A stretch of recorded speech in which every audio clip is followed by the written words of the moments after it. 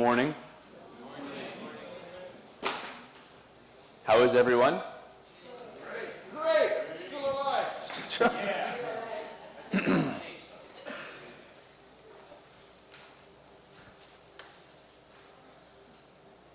I have to be honest. My regular preparation isn't really there this time around. I was in Las Vegas this week.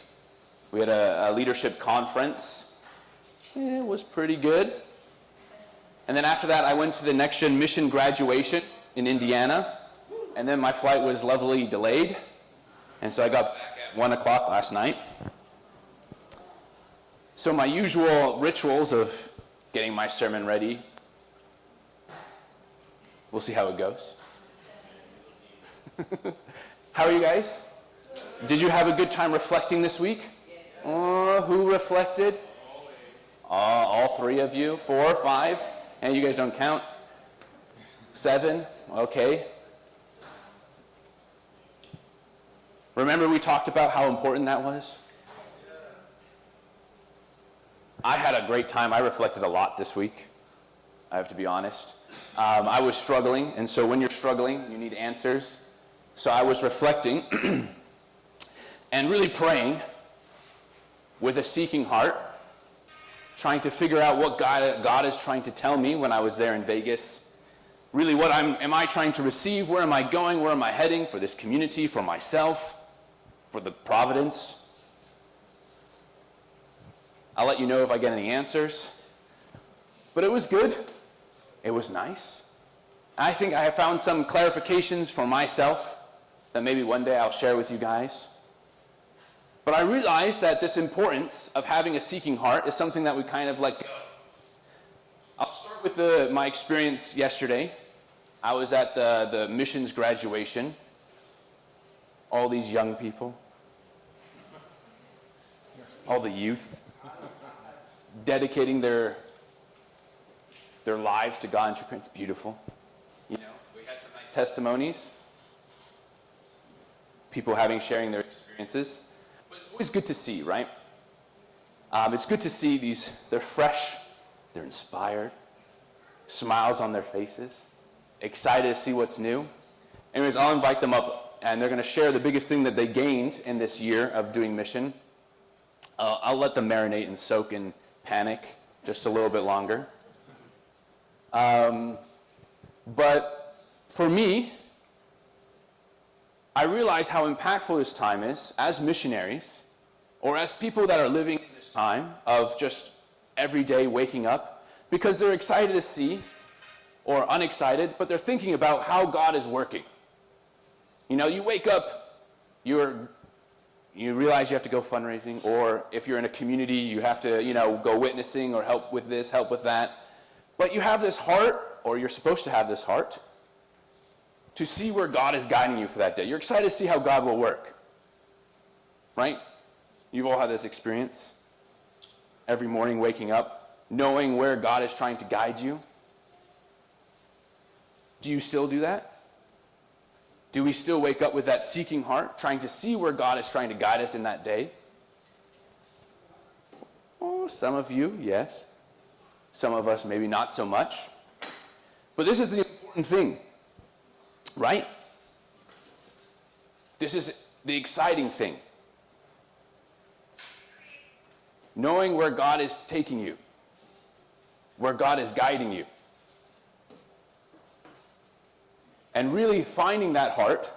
So I asked, you all came here this Sunday. Some of you enthusiastically. Some of you maybe not so enthusiastically. Did you guys, do you have something that you want to receive from today?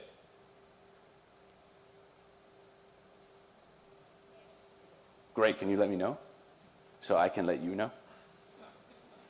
Right? Even for Sunday services, we get into this habit of doing things that we don't have that engagement, knowing what God is trying to show me.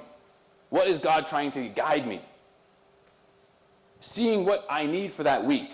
Asking God, what do I need for this week? And having that heart to know, right? We sometimes just go and we just go through the motions. And when you're on a mission, and when you're waking up every day, being challenged, pushing yourself, having a team leader tell you, you got to do this, you got to do that. It's easier. Sometimes you get caught up in just going through the motions, just trying to survive, right? But you know when you're doing that, you're not really gaining so much. You're not as proactive. You're not present. And so the big challenge, especially if you're doing a first year, is letting go of that. Trying to realize, I actually have to be a little more proactive.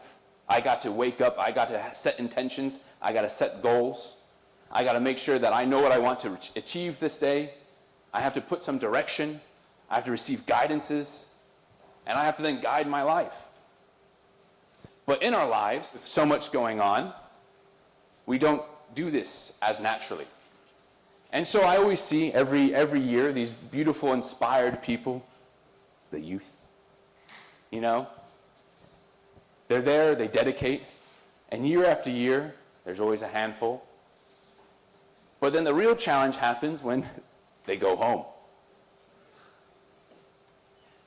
And year after year, I see them, and it's beautiful.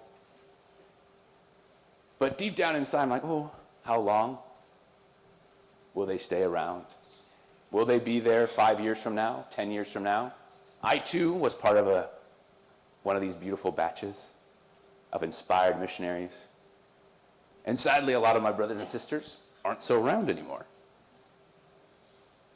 And I realize a big part of that is we stop being proactive. We stop searching. We stop waking up every morning with a seeking heart, with a heart to learn, a heart to see how God is working. When you're going through school, work, doing all your chores, you're paying your taxes, doing all that adulting stuff, it's much harder to see how God is guiding you at that time. Anyways, I had this as I was sitting there at graduation. It was good to remember. And I realized that's why it's so important to have a thriving community. It's so important to have brothers and sisters, to have people that are inspired to be here, to support each other, to love each other, take care of each other, remind each other, hey, we have to continue to grow. We have to continue to develop. And that's all on you guys. I can be one person, but on a personal level, reaching out to each other is really important. Encouraging each other to have a seeking heart. In the Cheonsungyeong, Book 8, Chapter 1, page 812, you can all read along. When you seek what is true, you need a heart that longs for what is true. When you yearn for the truth, in which heaven and earth can take delight, you must realize that you have to prepare yourself to match the standard of what is true. The true God, true truth, and true human beings are different kinds of existence. However, from an internal point of view, all three move in the same direction.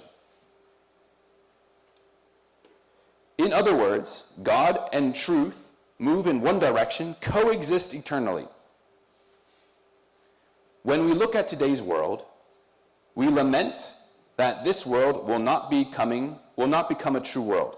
Furthermore, when we look deeply within ourselves, we lament not becoming true people and developing or not finding the true God in our lives. Despite yearning to do so, this is the agony faced by those who lead a life of faith.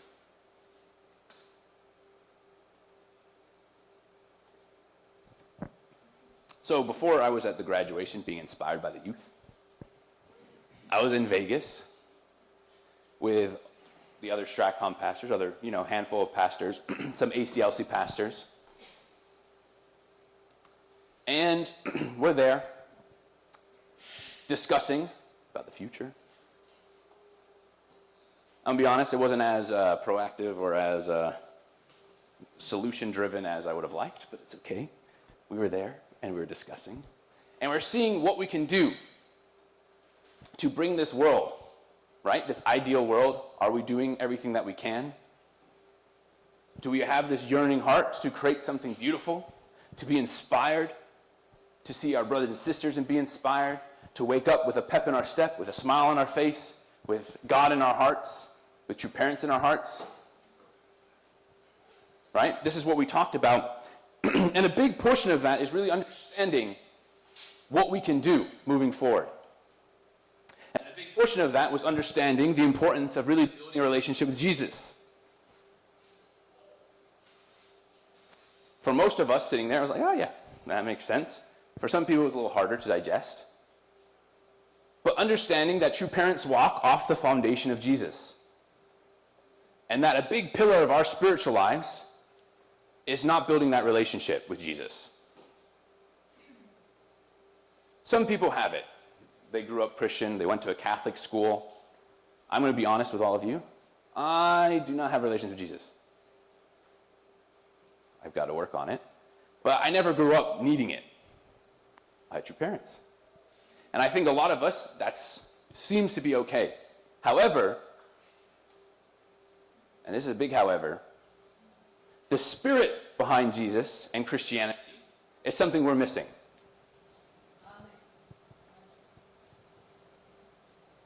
And this is something that we need to find. Because we're trying to inspire a world to go back to God. A world that doesn't know that they need to go back to God.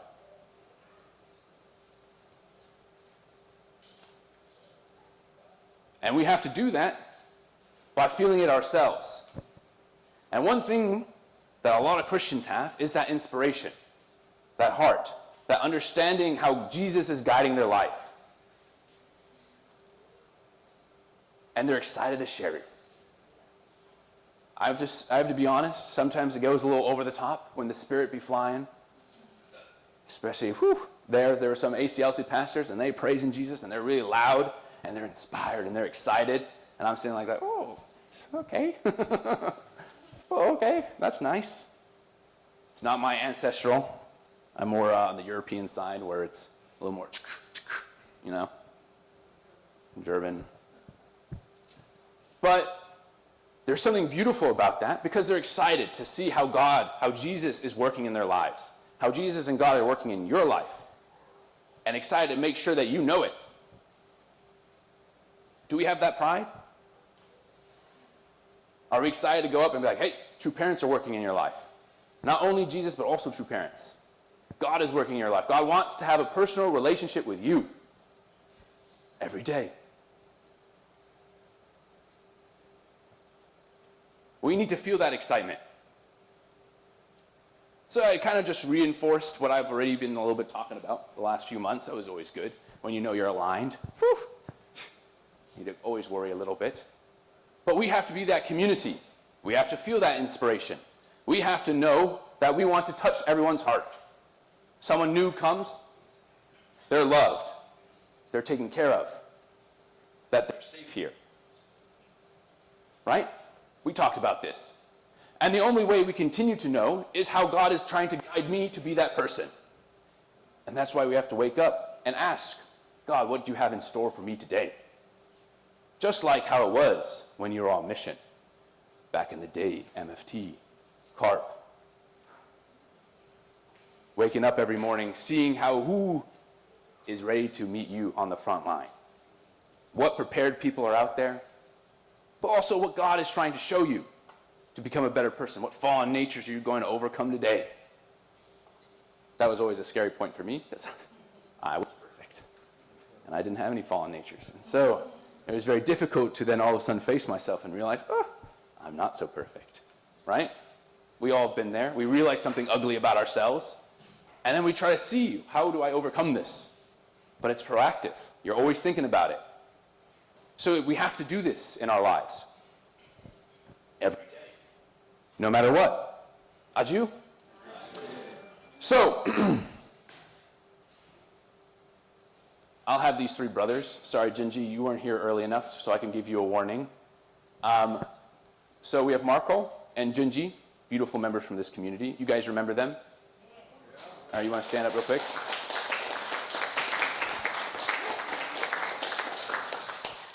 You guys remember them? Good, good. They've only been gone 1 year. So you guys can come up. We also have Marcel. He's from Hungary. But, you know, if we are loving enough, he maybe will move here. That's on you guys, though. All right? If he feels good. Okay? So you guys can come up here. I told them I wouldn't have them give a testimony. They were very worried that I would call them up and have them share their testimony. But I decided I wouldn't do that, but instead I would just have them answer one question. Answer one question about the biggest thing that they learned this last year. And I gave these two a warning, but Gingy was late, so he doesn't get a warning. The biggest thing that they learned, you know, they just spent 1 year seeing how God, right, waking up every morning, seeing what God has in store for them, whether it was in a van or a church center, seeing what God has in store for them, how he's trying to guide them. And so they're going to share with you the biggest thing that they learned this year.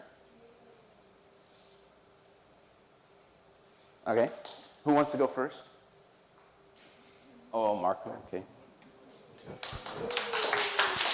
Hello, everyone.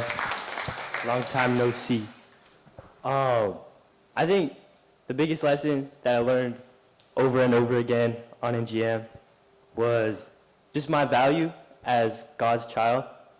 I think being able to see the lives that Jesus and true parents lived and what they did for us in their lives, how like Jesus gave his life for us and then true parents lived their lives for us, that just shows how much God loves me. Also being able to look at my own parents and my own family and my own community, how loved and taken care of I am, seeing it from an outside perspective, being in community, just seeing how much love there is there and how I was raised in that environment. It made me realize how lucky I am to be in that environment, and also just how loved I've been my whole life and how I should give that love back to the world. That was my biggest lesson.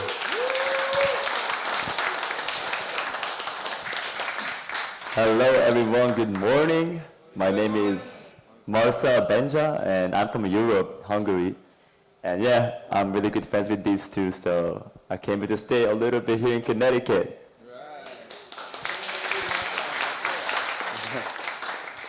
Yeah, my biggest lesson that I've learned this year is simple. I just came to understand God's unconditional love for me, and I came to understand that no matter how I do in fundraising, or no matter if I do good in witnessing or not, still, God loves me the same no matter what. And I was able to learn about, just how to give gratitude. I learned a lot about that, how to be able to wake up every day and say thank you, and say thank you to God and to parents, of course my own family, and Uncle Claudio.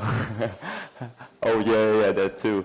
And yeah, I'm just really grateful for this year. That was my biggest lesson, how to have a heart of gratitude every day for God and to parents and Jesus.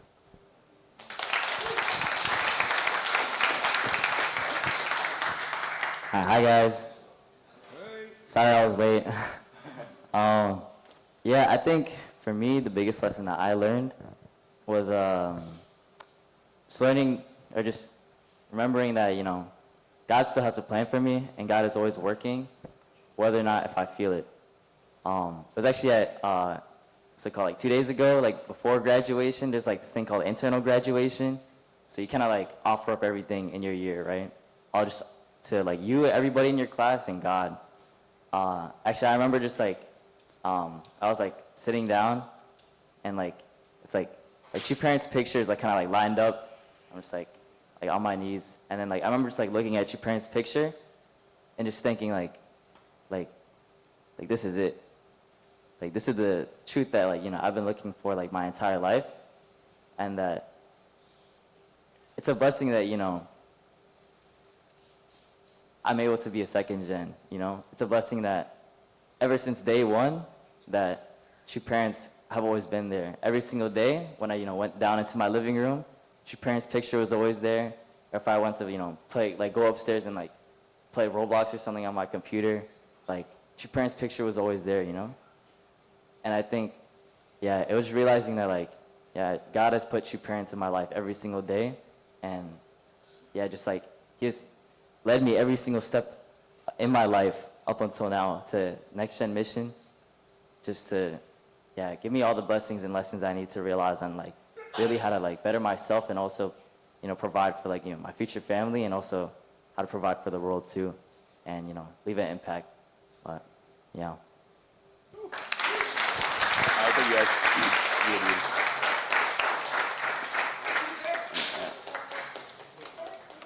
It's also Marco's birthday.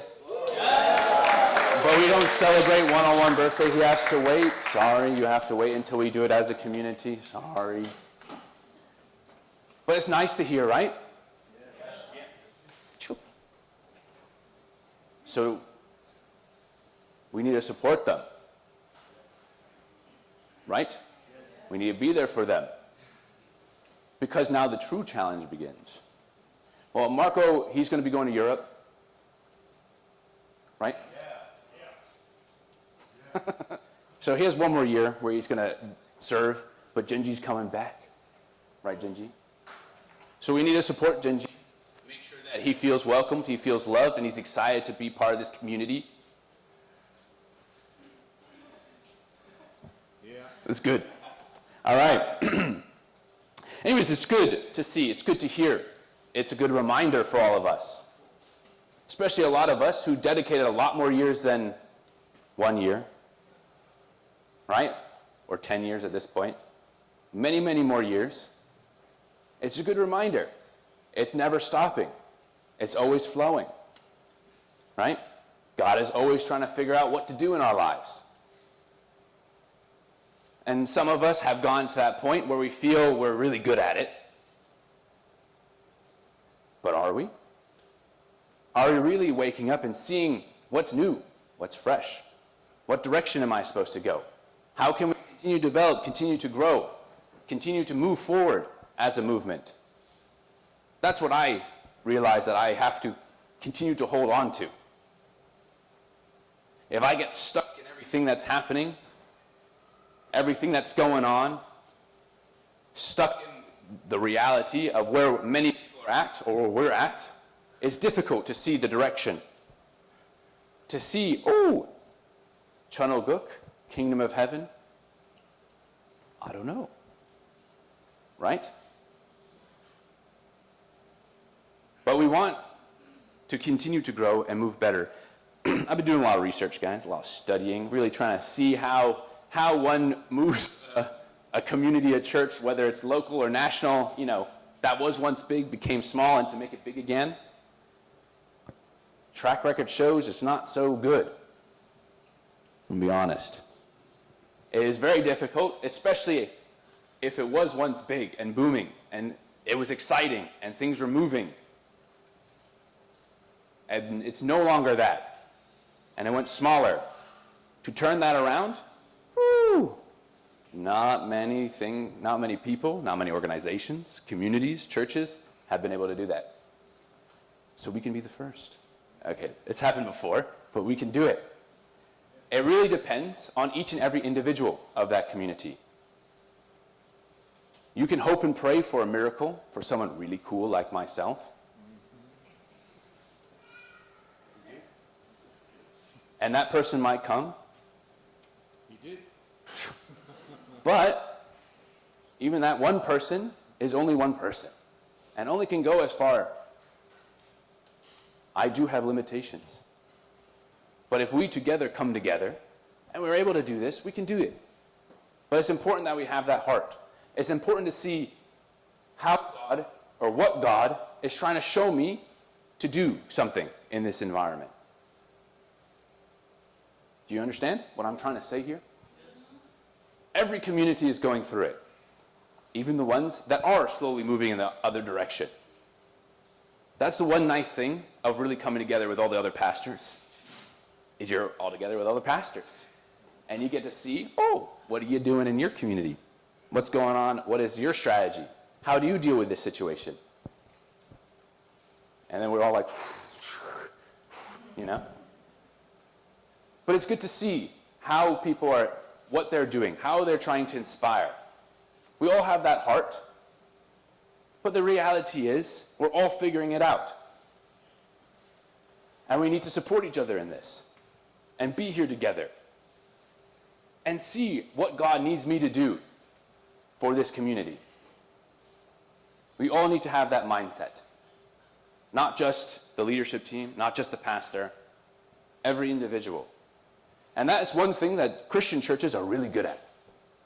Right? We had some ACLC pastors, and the number one thing that they continue to tell us family-fed pastors, ooh, your serving heart sucks.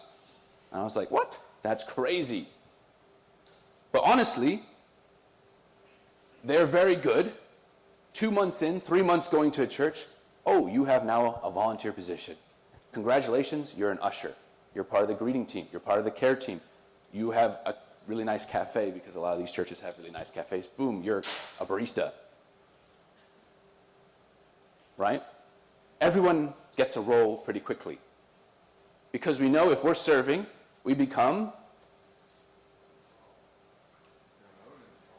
involved. Yeah, that's good. Involved. If we're involved, we become committed. If we're committed, we become owners. Right? It's not just something we're thinking about, but it's something that we're showing. And so as a Bridgeport community, or as the Connecticut Family Church, we need to become owners. And seeing what God has in store and how I can own this. Aju? Sounds good? That's great. That's great. Makes my job so much easier. That's really the purpose for all this. No, I'm just kidding. I can't read my handwriting.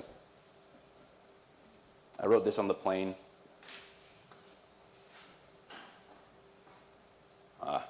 I'm sure it was very profound. But that is where we're at, honestly speaking. We need a revival, and that is what Damien is trying to focus on. How do we revive? How do we become inspired again? How do we wake up every morning seeking how God is guiding us and building that community, that environment? And I know a lot of us are weathered and wise and have been doing this a long, long time. And a lot of us really hope that us young people, the youth, will take over. And slowly, it is the case. But also, it has been very difficult, the transition between first and second generation. As we all know, all of the young pastors that were there in that meeting, the next generation pastors, are all late 20s and very early 30s, which is nice. However, all the older pastors there were 60s and early 70s, which means that's 2 generations, if you go by 20 years, that were gapped. And it's difficult, because as cool as a lot of the 70-year-olds are, and as wise as a lot of the 30-year-olds are, relating is hard. It's difficult seeing eye to eye, right? You young people that have grandparents, it's hard to always feel 100% and see each other, even language now. I'm young, but the younger ones, I have no idea what they're saying half the time. Something about a bunch of numbers, a bunch of random words thrown together, I'm lost. And they're only like 5 years younger than me. No. It's tough to keep up, but that's why we have to continue to evolve, change, and grow. And God knows this. This is not new news for God. And He's trying to guide us. He's trying to see how each one of us fit into that. He's trying to encourage, support, be there for us, show us the direction that we're supposed to go.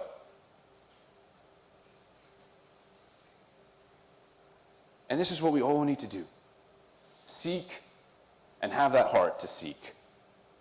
To see what direction am I supposed to go.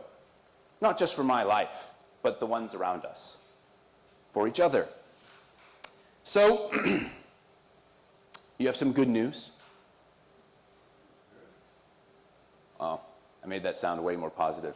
I'm not going to be here 2 weeks. I'm going to be gone, so you don't have my pressure. I'm going to be in Indiana again, building for BCSF. I have to take care of the youth, hopefully. So next week, you're going to be in the capable hands of Stephen Boyd. Okay? Oh. And then the week after that will be an intergenerational service. But I want to encourage you. I'm going to give you guys homework for these 2 weeks that I won't be here. You guys, don't worry, you can reach out anytime. If you are struggling and you need a text or call me, I'll hopefully respond. You can reach out. But during these 2 weeks, I want to encourage you to spend time with each other. Okay? We have small groups, and they've been meeting, and it's been good. But also, outside of that, for those that aren't in a small group, I want to encourage you all, young and old, elders with elders, youngers with youngers, or a mix, spend time with each other. Okay?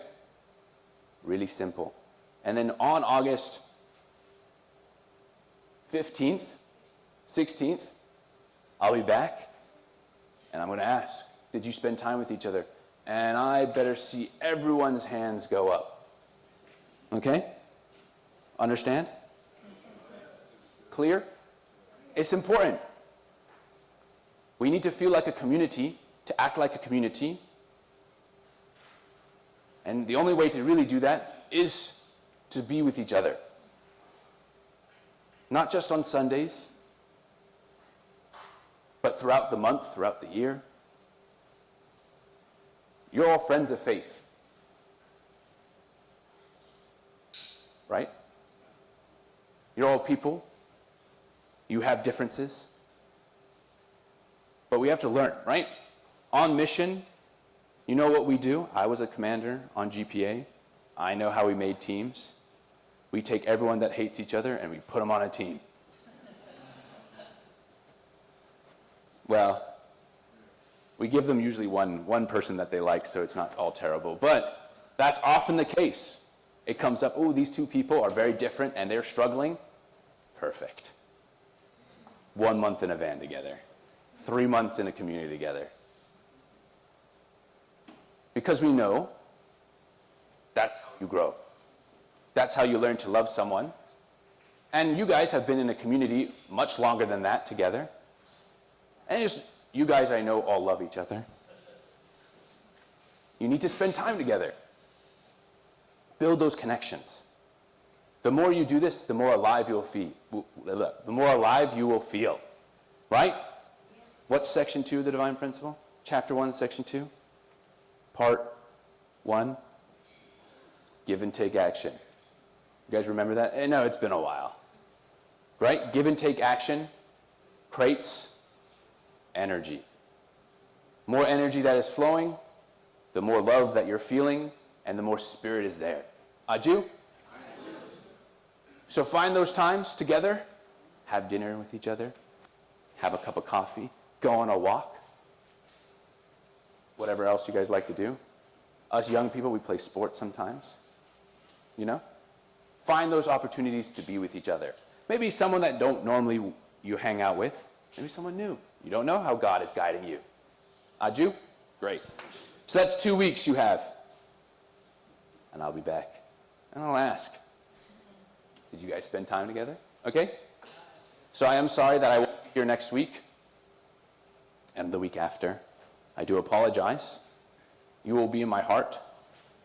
And hopefully, all the young people will win trophies, sport trophies for you guys. Right, Hero? Hero will win volleyball for you guys. He is very capable. And we'll do our best representing the Connecticut Church. Okay? Great. All right, please join me in prayer.